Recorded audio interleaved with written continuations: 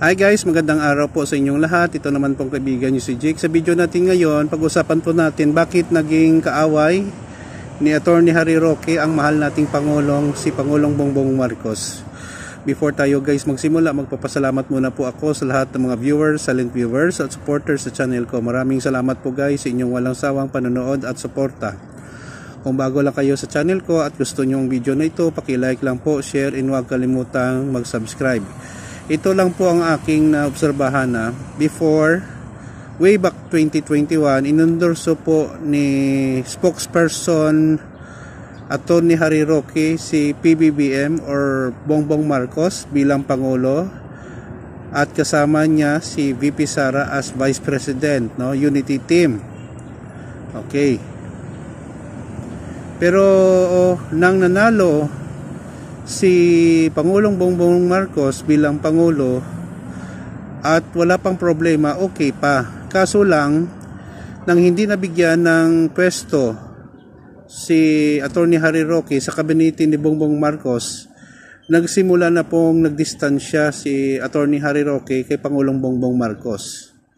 Nadagdagan pa ng may mga kaso si VP Sara, no, sa confidential funds sa DepEd.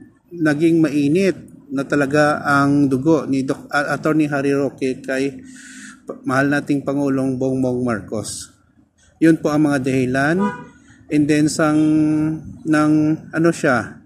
inaresto siya ng Congress, no, Quadcom Committee sa pagdawit sa kanyang pangalang bilang isang shareholder, spokesperson at may-ari ng mga pogo. Doon na tumakas si Harry Roque at inaway na talaga ang mahal nating Pangulong Bongbong Marcos. Sa mga kanyang vlog, kumakanta pa sila ni Maharlika na bangag-bangag, pero alam naman natin kung sino ang kanilang tinuturing.